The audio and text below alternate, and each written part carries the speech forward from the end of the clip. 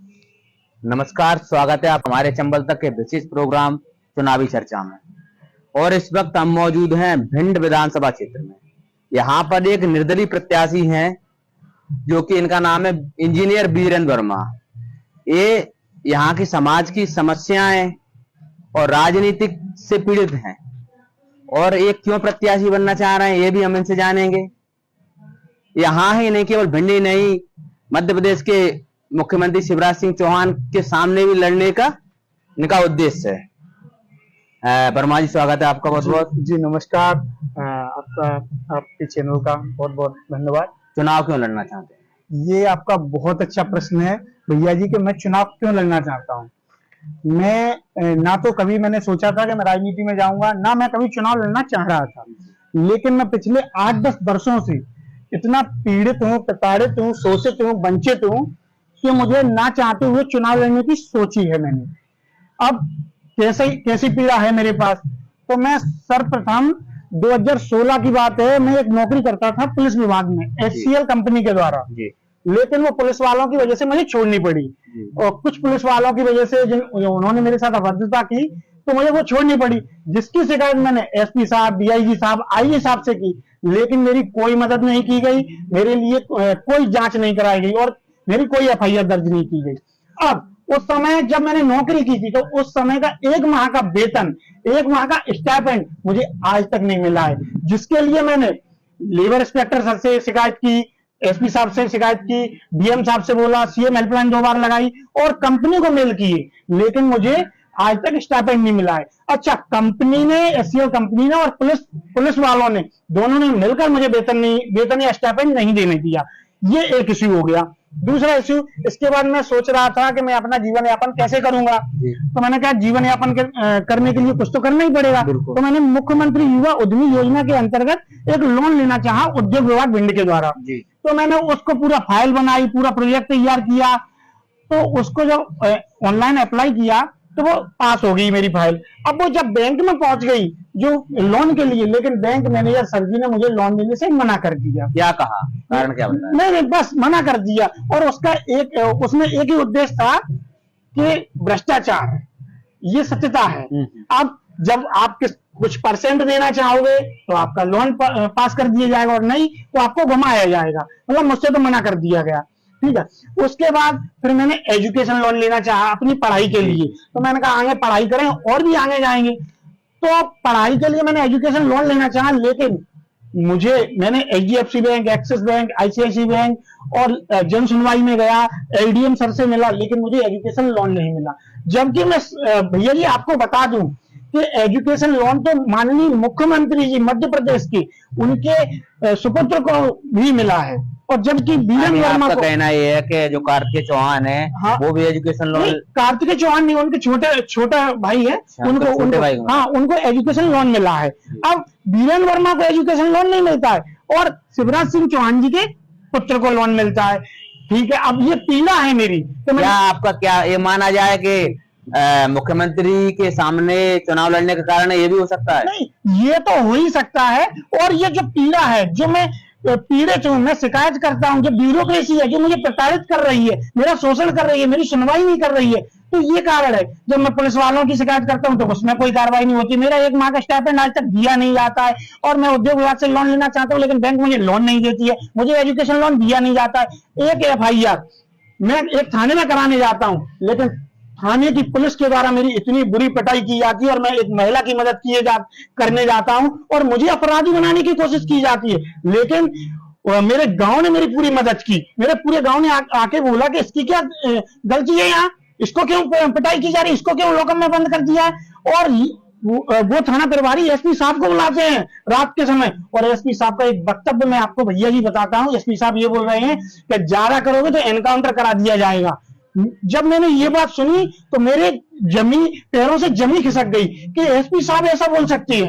और चलो एक ये इश्यू, उसके बाद एक मुझे FIR करानी थी, एक राज्यसभा सांसद जी प्रधानमंत्री जी को भेजते हैं, लेकिन बूढ़ी FIR दर्ज नहीं होती है मेरी। मैं संसद में बोलने के लिए मैंने कहा न्याय कैसे मिले, तो मैंने एक लेटर डाला, एक RTI डाली कि संसद में मैं बोल सकूं, जहां से संसद के सभापति जी या अध्यक्ष जी मेरे देश के डीजीपी साहब या मुख्य सचिव साहब को एक लेटर लिख सके मेरे लिए, और मेरी जो भी परेशानियां उनमें जांच कराई जा सके, एफआईआर कराई जा सके, और मुझे निराकरण मिल सके, मुझे न्याय मिल सके। लेकिन उस आरटीआई में मुझसे बोला जाता है, जो मैं संसद में अप्लाई करता हूं, कि अगर आपको संसद में अपनी बात रखनी है तो आपको संसद का सदस्य होना पड़ेगा। अब बताइए, यानी आपको चुनाव लड़ना पड़ेगा। अब मुझे अपनी बात रखने के लिए चुनाव लड़ना पड़ेगा। अब मैं चुनाव क्यों लड़ना चाहता हूं? अब मध्य प्रदेश के विधानसभा का चुनाव इसलिए लड़ना चाहता हूं क्योंकि मैं मध्य प्रदेश की विधानसभा में जाकर विधानसभा अध्यक्ष जी के समक्ष बोलकर के, सर आज यहाँ सत्ता पक्ष भी बैठी है, आज यहाँ विपक्ष भी बैठी है, लेकिन आज आपका एक विधायक जो पीड़ित है शासन और प्रशासन की बैठे हुए अधिकारियों से, नेताओं से, और उसकी सुनवाई नहीं हो रही है। सर आप कृपया मेरी इन चीजों को सुन लीजिए, इन परेशानियों को सुन लीजिए और मेरी एफआईआर जांच करा दीजिए। मध्य प्रदेश के डीजीपी साहब, मुख्य सचिव साहब को एक लेटर लिख दीजिए, और मध्य प्रदेश के जो भी विधानसभा अध्यक्ष जी हैं उनको भारतीय संविधान और भारतीय लोकतंत्र के अनुसार उनको विशेष अधिकार है कि वो मेरी विशेष जांच करा सकती है। इसलिए मैं चुनाव लड़ना चाहता हूं। अब इससे पहले मैं चुनाव मैंने खंडवा लोकसभा उपचुनाव के लिए अप्लाई किया, लेकिन मध्य प्रदेश निर्वाचन आयोग की हेल्पलाइन नंबर के द्वारा मुझे गलत जानकारी दी जाती है, और गलत जानकारी दी जाती है तो उसके कारण मैं चुनाव नहीं लड़ पाता हूं। अब इसकी शिकायत मैं भारत निर्वाचन आयोग में करता हूं, लेकिन भारत निर्वाचन आयोग के अधिकारियों की लापरवाही देखिए। मैं खंडवा लोकसभा उपचुनाव की शिकायत करता हूं और निराकरण में मुझसे बोल दिया जाता है कि विधानसभा निर्वाचन संपन्न हो चुके हैं, शिकायत का अब कोई औचित्य न होने से शिकायत बंद की जाती है। देखिए, शिकायत की गई है खंडवा लोकसभा उपचुनाव की और निराकरण में विधानसभा की बोली जा रही है। ये कैसा निर्वाचन आयोग है? इसके अधिकारी कैसे हैं? मतलब अब मुझे न्याय कहां मिले?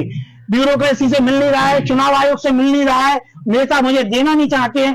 एक और बता दे रहा हूं, जब मैं मैनपुरी लोकसभा उपचुनाव में आदरणीय माननीय सम्माननीय मुलायम सिंह यादव जी का आकस्मिक निधन हो गया था, तो मैं वहां गया। वहां मैंने भारत निर्वाचन आयोग ने चुनाव गठित किया, तो मैंने वहां चुनाव का फॉर्म भरना चाहा, नॉमिनेशन फॉर्म भरना चाहा, लेकिन मेरे नॉमिनेशन फॉर्म भरने गया तो वहां के रिटर्निंग ऑफिसर मैडम ने, एसडीएम मैडम ने, एडीएम सर ने, डीएम सर ने, पुलिस के अधिकारियों ने मेरा नॉमिनेशन फॉर्म जमा नहीं करने दिया, और रिटर्निंग ऑफिसर मैडम ने मेरा नॉमिनेशन फॉर्म जमा नहीं किया और मुझसे बोला कि आप समय पर नहीं है, जबकि मैं बहुत समय पर था, समय से पहले था, लेकिन मेरा नॉमिनेशन फॉर्म जमा नहीं किया गया। अब इसमें एक इश्यू आता है कि मैं अंतिम तिथि को क्यों नॉमिनेशन फॉर्म जमा करने गया था, उससे पहले भी जमा कर सकता था। ये तो बहुत बड़ा इश्यू है, भारत की जनता पूछ सकती है।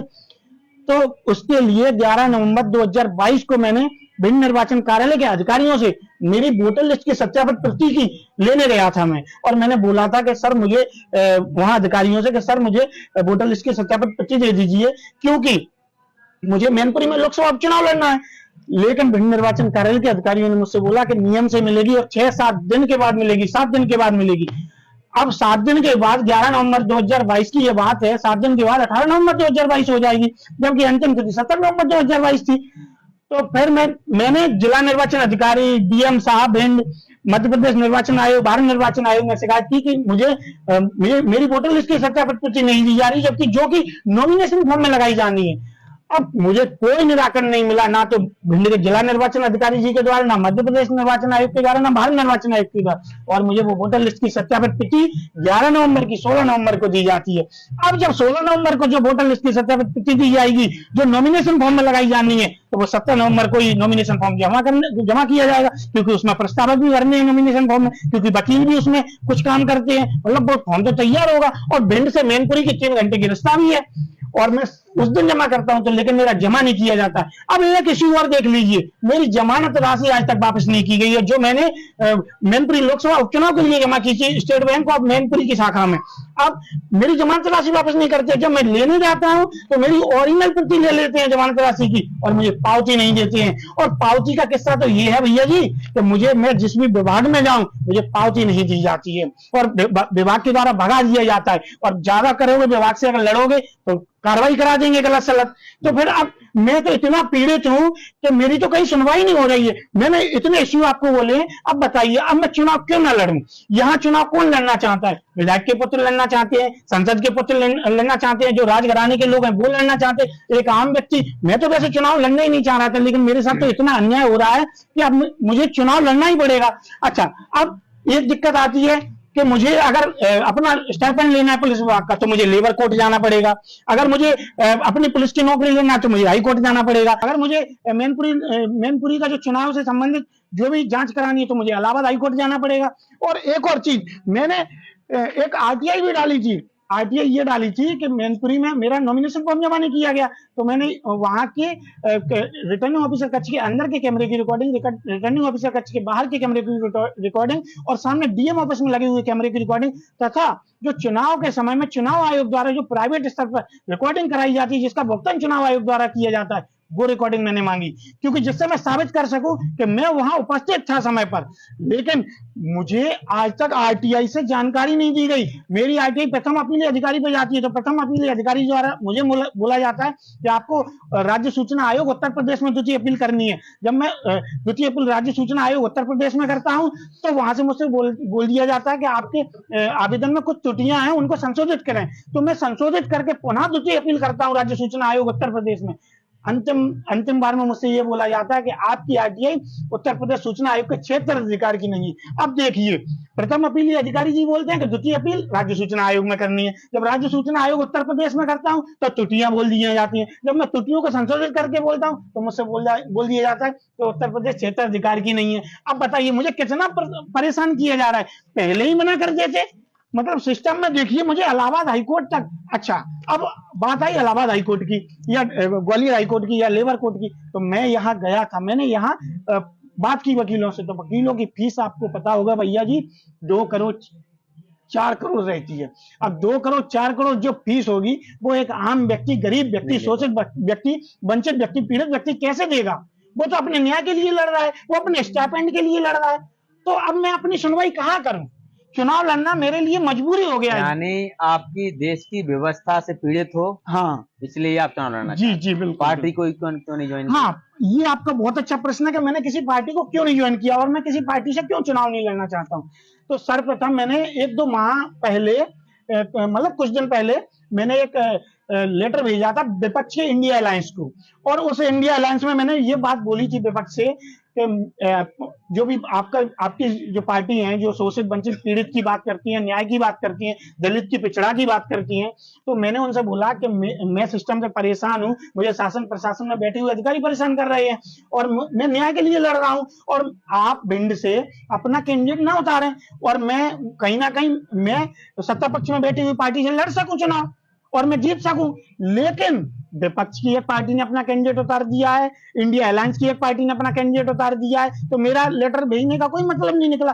जबकि ये विपक्ष की पार्टियां अपने अपने कैंडिडेट बांट लेती हैं इंडिया अलायंस में, या कहीं भी चुनाव होता है तो अपने अपने गठबंधन में सीट बांट लेती हैं, लेकिन वीरेंद्र वर्मा को न्याय के लिए इनके पास एक सीट देने के लिए नहीं थी, जो कि एक शोषित वंचित पीड़ित है, जो कि एक पिछड़ा है और जो न्याय के लिए लड़ रहा हूं। मेरी तो कोई पार्टी ही नहीं है। और जबकि इनके साथ अगर विपक्ष के साथ संसद में कोई संसद अभद्रता करता है या कोर्ट के द्वारा कोई इनका कोई न्याय कोई निर्देश दिया जाता है तो ये पूरे देश में हाहाकार मचाएंगे, आंदोलन करेंगे, ब्लैक डे बोलेंगे, काला दिवस करेंगे और पूरे देश को जाम कर देंगे, पूरी देश की व्यवस्था को खराब करेंगे। और एक व्यक्ति जो न्याय के लिए लड़ रहा है उसके लिए इनको एक सीट देने के लिए नहीं है। मतलब ये विपक्ष स्वार्थ के लिए लड़ाई लड़ रहा है, ये विपक्ष सेल्फिश है, मतलब ये विपक्ष।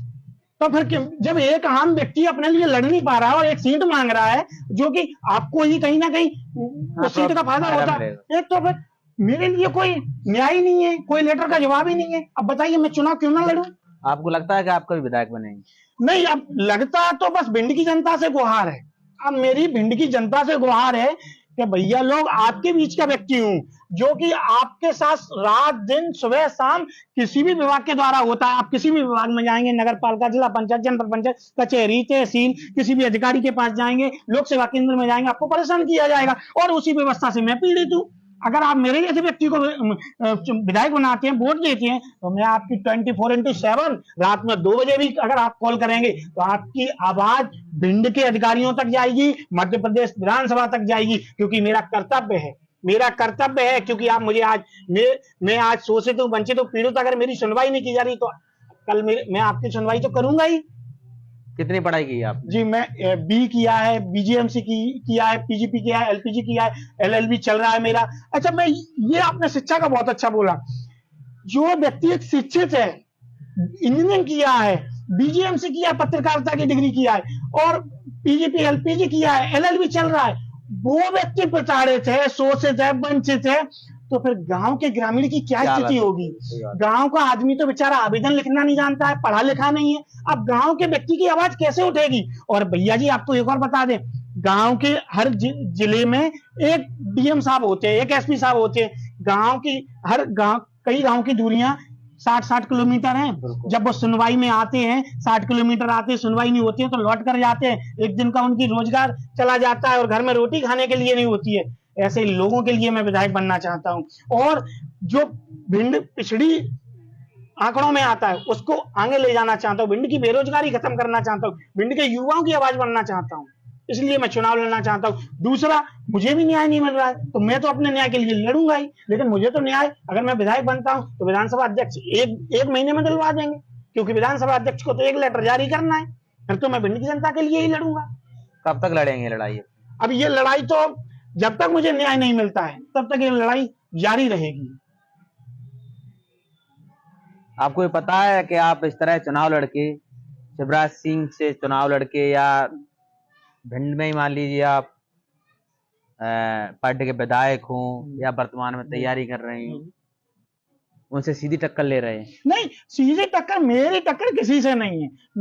मेरी कोई टक्कर नहीं है। मैं तो अपने न्याय के लिए लड़ रहा हूं, मैं अपने न्याय के लिए लड़ रहा हूं। और ये विधायक और सांसद के इसलिए है, विधायक का काम होता है विधानसभा में नियम बनाना, उन नियमों को ब्यूरोक्रेसी फॉलो करती है। अब यहाँ देखिए, यहाँ स्वच्छता की व्यवस्था नहीं है, यहाँ स्वास्थ्य की व्यवस्था नहीं है, यहाँ पानी की व्यवस्था नहीं है, या सीवर की व्यवस्था सही नहीं है, तो अब ये भी मुझे लड़ना पड़ेगा। मुझे नाली भी साफ करनी पड़ेगी, मुझे रोड पे झाड़ू भी लगानी पड़ेगी। जनप्रतिनिधि तो बड़े बड़े दावे करते हैं कि हमने भिंड में इतने हजार का विकास कराया है, या जो पूर्व में रहे हैं वो भी दावे करते हैं। अभी कितनी ऐसी जो समस्याएं हैं जिससे भिंड जूझ रहा है? ये सबसे बड़ा उदाहरण तो मैं ही हूँ, ये सबसे बड़ा उदाहरण मैं ही हूँ। 70 से 75 वर्ष हो चुके हैं देश की आजादी को, हो ही चुके हैं, और आज भी ब्यूरोक्रेसी में मेरे जैसे व्यक्ति को परेशान किया जा रहा है, मेरे जैसा पढ़ा लिखा व्यक्ति परेशान हो रहा है। तो आप समझ लीजिए कि जनप्रतिनिधियों के दावे तो दावे ही है, खोखले दावे हैं। जब पानी बरसता है तो आप सीवर की स्थिति देख लीजिए, अब रोड की व्यवस्था देख लीजिए, अब हॉस्पिटल में चले जाइए, हॉस्पिटल की व्यवस्था देख लीजिए, सब जगह कहीं ना कहीं लापरवाही है। लेकिन अगर आप 24/7 जनता के लिए जागरूक नहीं रहेंगे, अपनी विधानसभा में काम नहीं करेंगे, तो फिर व्यवस्थाएं खराब रहेंगी। और भैया जी, मैं एक बात और बोलना चाहता हूं इसी क्वेश्चन में, कि मध्य प्रदेश के 230 विधायक भाजपा के लड़ेंगे, कांग्रेस के लड़ेंगे, सपा के लड़ेंगे, बसपा के लड़ेंगे, और भी पार्टियों के लड़ेंगे, लेकिन 225 की मैं गारंटी देता हूं, अगर मेरे जैसा संघर्ष किया हुआ किसी ने किया हो, मेरी जैसी प्रताड़ना किसी ने सही हो, मेरे जैसा शोषण हुआ हो उसका, तो फिर मैं चुनाव नहीं लड़ूंगा। 225 की मैं गारंटी लेता हूं। केवल चुनाव विधायक के पुत्रों को लड़ना है, सांसद के पुत्रों को लड़ना है, राजघराने के पुत्रों को लड़ना है। आम व्यक्ति तो चुनाव के बारे में सोचता भी नहीं है, क्योंकि चुनाव में सबसे ज्यादा तो फंडिंग की परेशानी होती है, पैसे की परेशानी रहती है। अब मेरे पास भी ये समस्या है, फंडिंग की समस्या तो मेरे पास भी आएगी, मेरे पास भी लोग नहीं होंगे, लेकिन मैं भिंड की जनता से हाथ जोड़ के बोलना चाहूंगा कि आप मेरे साथ खड़े रहिए। आप आज एक पिछड़े, एक दलित, एक अन्यायी व्यक्ति के, अन्याय जिसके साथ हुआ उसके साथ खड़े हो जाएंगे, तो कल कहीं ना कहीं आपको न्याय 24 घंटा मिलेगा। मेरा कर्तव्य होगा, मैं आपका नौकर हूं, ये बोल रहा हूं। अभी कुछ समय पूर्व आपने बात की थी जी कि पुलिस के द्वारा भी अत्याचार किया गया। हाँ। मैं आपसे नाम नहीं ओपन कराना चाहूंगा, मैं बस इतना जानना चाहूंगा कि भिंड जिले की ही बात है। अरे भिंड जिले के थाने की बात है। मैं एक महिला की शिकायत कराने गया, और वो शिकायत इस तरीके की थी कि आवेदन लिखना नहीं आता था उनको, तो उन्होंने कहा, अब मुझसे कहा गया तो मैंने कहा चलो आवेदन लिखवा देंगे। और वो तो पुलिस की ऐसी व्यवस्था रही कि मेरी तो डार के पिटाई वो बुरी तरीके से की गई थी कि मैं क्या बोलूं। और वो जब थाना प्रभारी ने एसपी साहब को बुलाया, ये रात के 8 बजे की समथिंग की बात होगी, 8 से 7 और 8 की समथिंग की, तो एसपी साहब का वक्तव्य है कि ज्यादा करोगे तो एनकाउंटर करा देंगे इसका। एसपी साहब के बाद और भी कोई वरिष्ठ अधिकारी हैं, तो आपने वहां भी प्रयास किया? नहीं, हाँ हाँ, ये आपकी बहुत अच्छी बात है। मेरे दोस्तों ने जो ऑनलाइन शिकायत की थी मध्य प्रदेश में, तो वहां से मुझे कॉल आई कि भैया जी क्या निराकरण हुआ है। मतलब अगले दिन आए कि आपके साथ कल अत्याचार हुआ था, क्या हुआ? तो मैंने कहा मैडम जी कुछ नहीं हुआ है। जो हेल्पलाइन पर बोल रही थी मैडम कुछ नहीं हुआ है, मेरे साथ तो मेरी एफआईआर दर्ज नहीं की गई, और मैं वहां तो एसपी साहब उपस्थित थे। जब एसपी उपस्थित है तो अब मैं शिकायत किससे करने जाऊं? दूसरा, अब जो सुनवाई नहीं हो रही, 2 या 3 बार मुझे भोपाल से कॉल आया, अब और मैं बोल रहा था कि कृपया आप मेरी सुनवाई करा दीजिए, कृपया मेरी जांच करा दीजिए, मेरी एफआईआर करा दीजिए, लेकिन मेरी कोई सुनवाई नहीं की गई। सिस्टम में इतना सिस्टम लापरवाह भ्रष्ट हो चुका है कि आम व्यक्ति की सुनवाई नहीं की जाती है। और मैं तो इतना लड़ चुका हूं भाई साहब, मुझसे पूछिए भैया जी कि मैंने क्या क्या सहा होगा पिछले 8-10 वर्षों